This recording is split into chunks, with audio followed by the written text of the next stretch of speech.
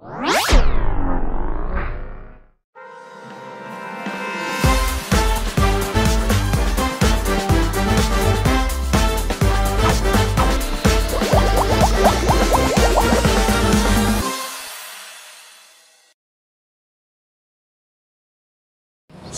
warahmatullahi wabarakatuh. Waalaikumsalam warahmatullahi wabarakatuh.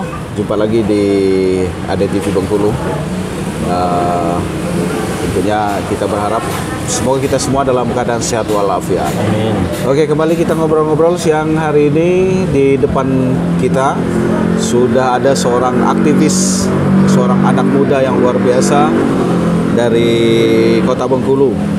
Mungkin yang pastinya beliau tidak asing lagi bagi teman-teman semuanya karena beliau juga seorang YouTuber ya, dengan akunnya Melian Sorry. Beliau itu sangat vokal selalu menyikapi pembangunan hal politik, kemudian tentunya sangat asik lah di channelnya Melian Sorry itu. Boleh teman-teman nanti berkunjung ke channel YouTube-nya Melian Sorry ya, untuk cek konten-kontennya seperti apa, dan nanti boleh untuk langsung juga sebagai pelanggannya dengan klik subscribe di channelnya Melian Sorry.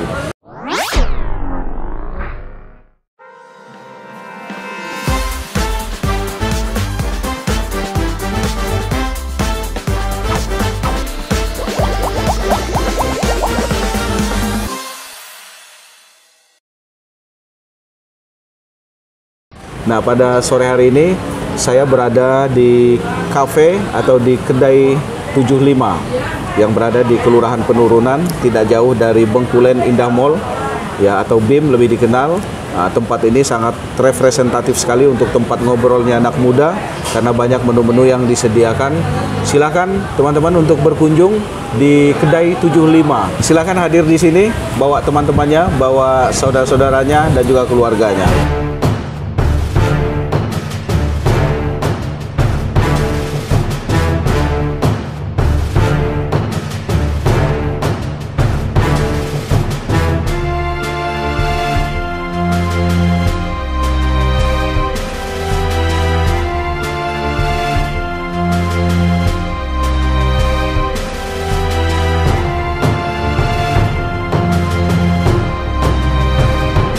Oke, kita sudah hadir Bang Melian Sorry. Siap.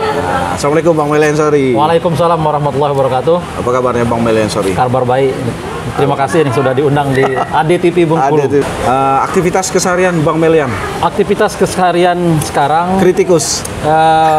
Nge-YouTube juga, nge-YouTube juga kan di Puskaki. Oke. Ya, banyak aktivitas-aktivitas kemudian keseharian seperti Abang Arifin juga. Oke.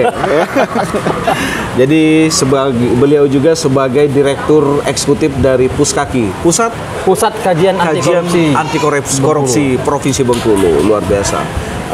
Itu dibentuknya kapan itu Puskaki? Oh, dibentuknya itu udah 10 tahun yang lalu. 10 tahun yang lalu lebih kurang kan. Dari kemarin itu Bang Melian sudah sebagai direktur. Sebagai direktur bersama kawan-kawan untuk kemudian pasca kampus kita membuat lembaga yang konsen memang melakukan kajian-kajian anti korupsi. Lalu kemudian pergerakan melaporkan kasus-kasus yang ada di Bengkulu bersama kawan-kawan biar kemudian ada kontrol sosial di Provinsi Bengkulu. Jadi sekaligus ketika ditemukan langsung melakukan pelaporan ke aparat penegak hukum. Termasuk juga ke KPK misalkan ya. KPK, kemudian ke Mabes Polri, ke Polda, ke Kejati, ganas juga, ke Kejari. Ganas juga nih. Pasti kita sebagai masyarakat Bengkulu turut serta dalam jalannya pengawasan dari jalannya roda pemerintahan di Provinsi Bengkulu. Biar kemudian pemerintahan pada saat dia bersalah, dia keluar dari jalur relnya, maka kita kemudian mengingatkan. Bedanya dengan ICW? Kalau ICW itu yang jelas mereka lembaga nasional. Ya, kita karena ada Puskaki Bengkulu, karena ada Bengkulunya, maka konsen kita sebetulnya di Bengkulu. Walaupun beberapa isu strategis nasional juga kita turut serta juga. Oke. Oh, Puskaki memang berdiri di Bengkulu ya, bukan berarti ini adalah Dewan Pimpinan Daerah atau wilayah, bukan ya? Kita pusatnya. Oh, pusatnya berada di Bengkulu. Bukan seperti misalkan NGO nasional yang kemudian membuka cabang di Bengkulu, bukan seperti itu. Bukan kita di Bengkulu itu. Sudah ada hasil, istilahnya hasil dalam tanda kutip nih, yang dibongkar, kemudian dilaporkan, lalu kemudian diproses. Ya mungkin Bang secara kinerja. Ya. Mungkin Bang Arifin bisa tracking juga kan, tracking juga di kalau mengenai pelaporan kita. Alhamdulillah beberapa yang kemudian kita coba bongkar dan lain sebagainya, beberapa sudah ada yang sudah masuk penjara kan. Nah itu bagian dari jalur perjuangan kita. Ya, jadi silakan masyarakat yang kemudian menilai terhadap kinerja kita selama ini di Provinsi Bengkulu berkaitan dengan pengawasan dan pelaporan terhadap beberapa kasus yang ada di Bengkulu. Oh, itu secara kinerjanya memang sudah berjalan dan memang terbukti apa namanya? Biarlah masyarakat yang menilainya. Menilai ya. Karena pemerintah itu butuh kontrol. Ya. Karena kalau tidak kontrol, maka kemudian pemerintah itu jalannya itu kan kadang-kadang mereka di luar rel yang benar. Jadi Puskaki ini lahir sebenarnya kebutuhan dari masyarakat atau kebutuhan dari pemerintah? Sama seperti ICW itu dia NGO, bukan pejabat-pejabat yang kemudian berhimpun yang mendirikan ICW. Nah, ICW itu sama seperti kita, NGO, non-government organization, yang kontrolnya itu adalah terhadap kontrol pemerintahan, penyelenggara pemerintahan, yang mereka itu sebetulnya yang korupsinya. Karena pejabat pengelola negara itu yang kemudian aparatur pejabat negara itu yang korupsi. Nah, kita ini bagian dari masyarakat yang sebagai kontrol sosialnya. Seperti ICW itu seperti itu. Karena kita nggak mungkin korupsi. Karena kita ini yang pemahaman korupsi itu kan dari penyelenggara negara. Atau kemudian yang sumber anggarannya itu berasal dari negara. Kalau Abang sebagai masyarakat itu bukan dikatakan korupsi. Ya, misalkan Abang, tapi bisa jadi mencuri. Kalau korup itu uang negara yang kemudian dirampas, dimaling. Nah, fungsi kita seperti teman-teman ICW dan lembaga anti korupsi yang lainnya adalah dalam rangka pengontrolan terhadap praktek-praktek korupsi yang dilakukan oleh penyelenggara negara atau penyelenggara pemerintahan daerah. Yang sering ditemukan itu dalam bidang pengelolaan apa? Banyak itu Bang, mulai dari proyek-proyek pembangunan. Pembangunan ya? Ya, pembangunan itu sangat rentan sekali kan, pengurangan volume, tidak sesuai dengan spesifikasi. Lalu kemudian juga di perusahaan BUMD ya. Semacam PDAM itu kan perusahaan daerah, yang itu milik daerah. Nah, kadang-kadang penyelewengan laporan keuangan dan lain sebagainya, itu uang-uang yang harusnya untuk perusahaan, tapi kemudian dikorup, diambil. Tapi yang paling banyak itu sebetulnya hampir semua, Abang tahu lah di Bengkulu ini gubernurnya itu hat-trick, 3 periode itu kan kena semua.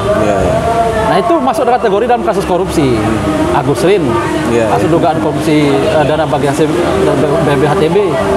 Lalu kemudian Ridwan Mukti seperti itu juga, UJH seperti itu juga. Nah, itu UJH kita yang melaporkan di Polda Bengkulu waktu itu kan, ditindaklanjuti sampai ke, artinya dari semua sisi itu di Bengkulu ini tingkat angka korupsinya sangat tinggi, sampai dari kepala daerahnya. Nah, nggak tahu kita nanti Rohidin ini seperti apa kan? Apakah masuk juga? Jadi memang betul ya kata Pak Ridwan Mukti sebelum ketangkap sama KPK itu ya. Memang Bengkulu ini lubuk kecil, Buayogan. Kayak itu banyak orang tersinggung sebetulnya. Ya, gimana kalau pernyataan Pak Ridwan Mukti itu lubuk kecil, buayo galo. Enggak semuanya buayo. Tapi kalau buayo banyak, ya kan. Tapi kalau buayo galo bahayo. Dan ucapan itu akhirnya dia sendiri yang masuk. Itu tadi kan berkaitan dengan fee dari perusahaan untuk pembangunan dan lain sebagainya. Karena untuk mengembalikan modal pilkada itu, makanya proses pilkada ini kadang-kadang melahirkan koruptor-koruptor baru karena diawali dengan perahu partai politik harus beli, masyarakat memilih itu harus dibayar, harus kemudian money politik terpilih, sehingga pada saat terpilih ya lahirlah pemimpin-pemimpin yang tidak berintegritas yang ingin mengembalikan. Iya betul. Nah terpuruk kita ini. Gubernurnya seperti itu juga, pejabatnya juga banyak yang korup. Akhirnya bisa berimbas kepada pembangunan dan juga kita ini menjadi provinsi termiskin kedua di Pulau Sumatera. Ya. Di Bengkulu ini kan mungkin masyarakat sudah banyak tahu banyak aset-aset Pemprov yang terbengkalai, mungkin tidak pernah dimanfaatkan sama sekali atau mungkin hanya beberapa saat saja dimanfaatkan lalu kemudian sampai sekarang tidak termanfaatkan. Banyak contoh. Abang Melian melihat ini akan menjadi target atau seperti apa nih bagi Puskaki? Atau memang ini tidak ada, semuanya termanfaatkan? Gimana Puskaki melihat ini? Nah inilah apa yang disampaikan Bang Arifin tadi, bahwa dari periode ke periode, dari masa Agus Rin, Ridwan Mukti, Agus Rin, Junaidi Hamzah, Ridwan Mukti, lalu kemudian Rohidin, begitu banyak aset-aset di lokasi yang strategis yang itu terbengkalai. Dan sampai masa periode Rohidin Mersah ini sebagai gubernur, karena tadi kan dia wakil gubernur, PLT sampai ke gubernurnya, masih menyisakan aset-aset terbengkalai, dan itu ada juga uang pemeliharaannya. Saya contohkan misalkan Mes Pemda, itu pembangunannya sudah menggelontorkan uang yang banyak, juga pemeliharaannya di situ ada listrik dan lain sebagainya, termasuk juga peralatan yang di dalamnya. Nah ini kan sudah dari tahun ke tahun, walaupun mungkin alasan dari pihak pemerintah misalkan ini kan dibangun bukan masa dia, masa periode Rohidin Mersah, tapi harusnya sebagai seorang gubernur, kepala daerah, harus mengambil langkah strategis menyelesaikan terkait dengan aset yang terbengkalai. Mau diapakan itu? Artinya inilah bentuk ketidakbecusan kepemimpinan Rohidin sebagai gubernur dalam kemudian menata aset, dalam memanfaatkan aset-aset yang sudah menggelontorkan uang miliaran. Nah, Mes Pemda ada Mes Pemda, lalu kemudian ada gedung ex Deksra Nasda. Itu juga terbengkalai, sudah dilingkari oleh seperti hutan. Sudah jadi hutan. Hutan. Dan termasuk aset-aset sepanjang Pantai Panjang. Itu banyak sekali aset-aset Pemprov yang terbengkalai. Seperti halnya View Tower ya di Lapangan Merdeka. Termasuk View Tower di Lapangan Merdeka itu, termasuk dekat View Tower itu ada terowongan. Dan kan itu kan terowongan. Sampai di Tugu Thomas Park itu kan ada terowongan.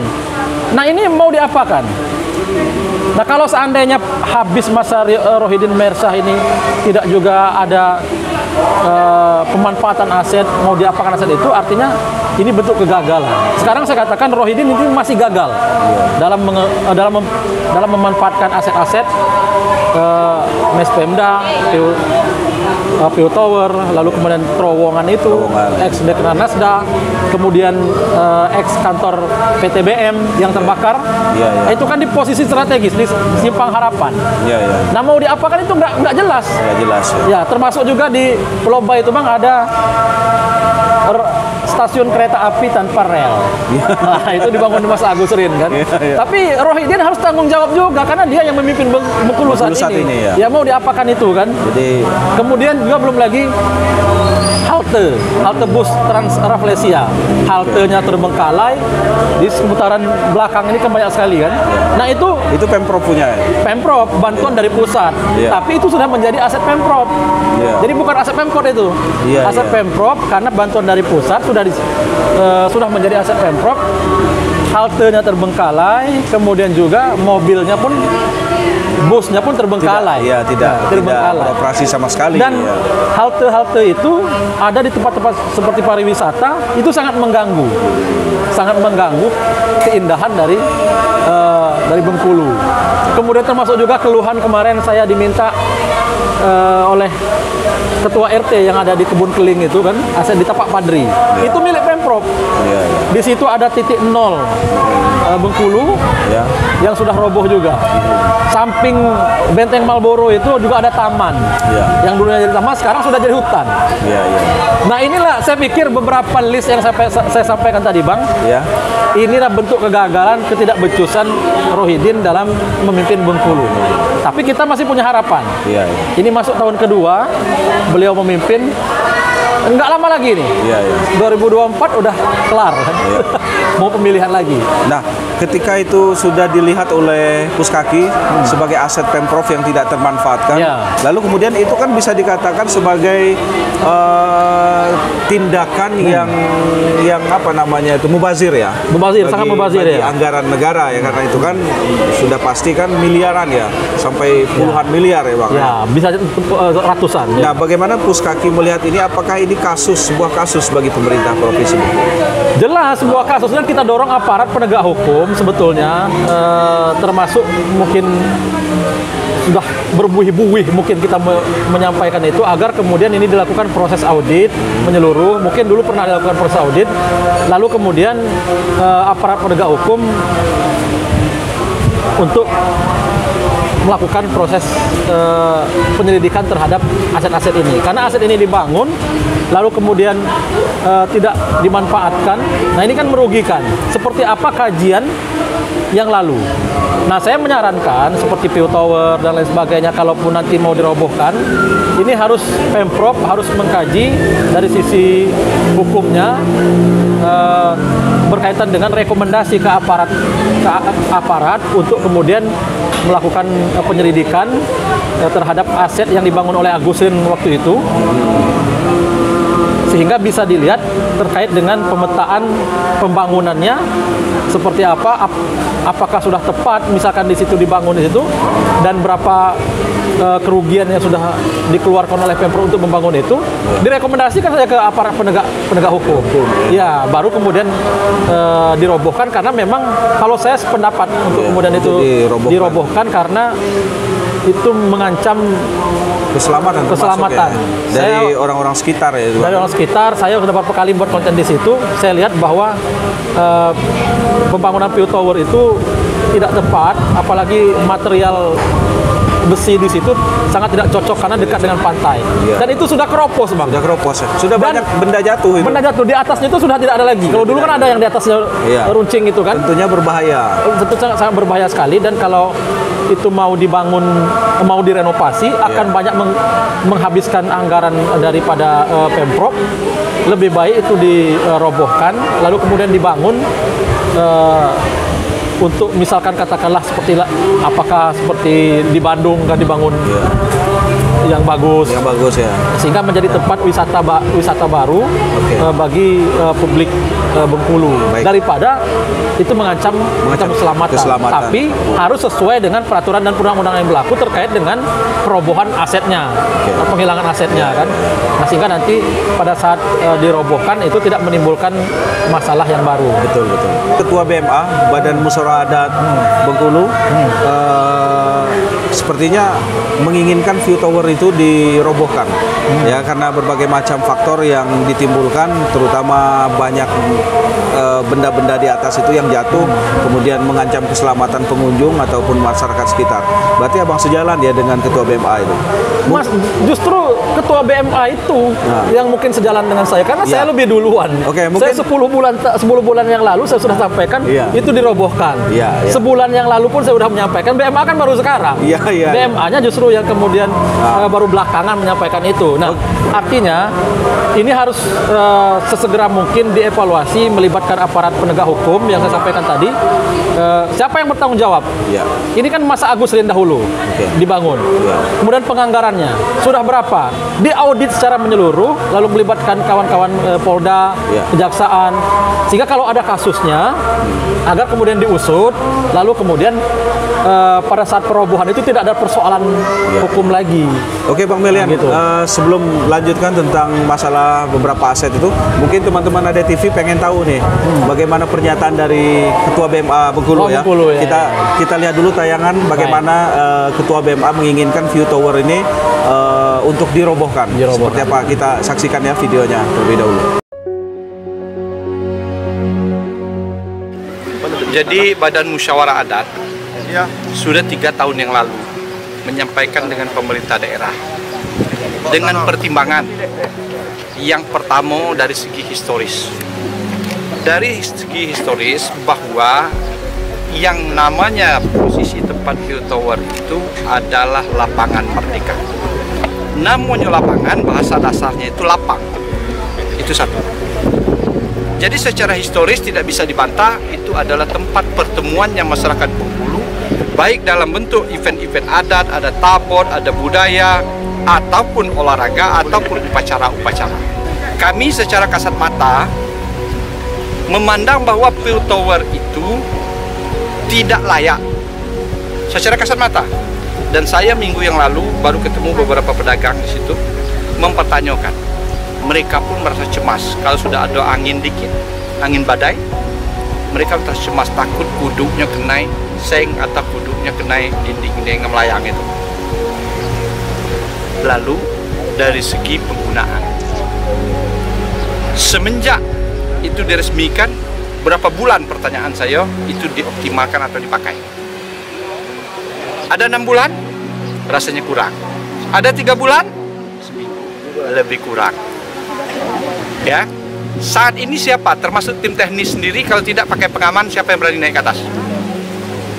Karena itu, saya atas nama masyarakat adat di provinsi kembalikan pada posisi yang semula berdasarkan sejarah, kemanfaatan, berdasarkan keamanan, dan untuk negeri Bengkulu ini memiliki alun-alun lapangan. Ya, jadi itulah sikap Badan Musyawarah Adat. Sudah ketemu dengan Pak Gub sebelum Covid, itu sudah dibicarakan di dalam gedung ini dan sudah menyampaikan supaya itu dibongkar. Kalau mau cari pengganti yang lain untuk memonitor bila terjadi tsunami dan sebagainya. Kenapa harus di sini? Jadi saya mohon maaf kepada bukan berarti ini memutus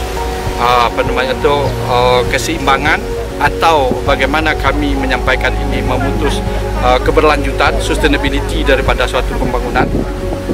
Dan kalau ini dikatakan sebagai ikon Bengkulu, saya belum pernah mendengar sebagai ikon. Ikon Bengkulu itu ada tabot, ada Rafflesia. Jadi kita jangan latah menyebutnya ya. Saya menyampaikan ini untuk Nah, jadi seperti pernyataan Ketua BMA betul ya, sejalan dengan Bang Melian ya sebagai puskaki Bengkulu. Ya, Ketua BMA-nya yang satu-satunya yang searah sejalan. Saya pikir banyak lah orang yang kemudian yang jelas saya tidak berpatokan ke Ketua BMA-nya. Karena saya lebih dulu kemudian menyatakan itu Gubernur Bengkulu karena di matanya itu di rumah dinas. Betul. Mungkin beberapa kali dia melihat itu pada rumah dinasnya, ini aset sudah membahayakan. Setelah kemudian itu dirobohkan, bisa menjadi wisata baru lah. Wisata baru di Bengkulu dibuat dengan bagus seperti alun-alun di Bandung itu kan.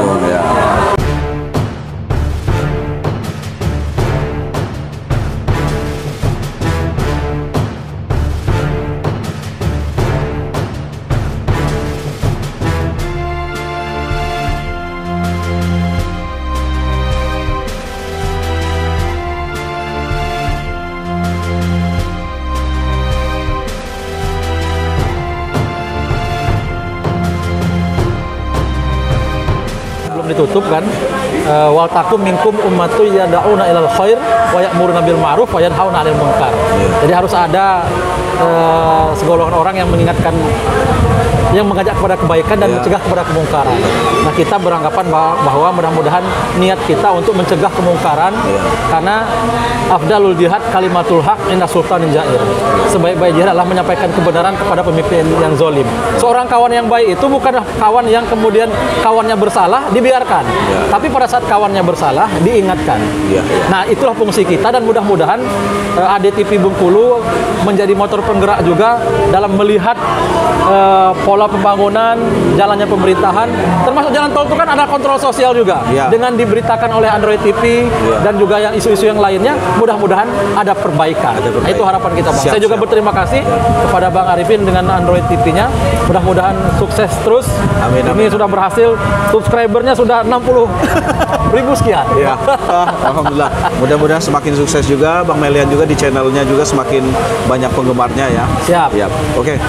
Terima kasih Bang Melian. Terima kasih sudah Bang. berbagi ilmu, informasi di ADTV Bengkulu dan tentunya juga bagi masyarakat Bengkulu. Makasih Bang. Sampai ketemu nanti di kesempatan berikutnya. Baik teman-teman ADTV, terima kasih atas waktunya. Tadi kita sudah ngobrol dengan Bang Melian Sori sebagai Direktur Eksekutif dari Puskaki Bengkulu.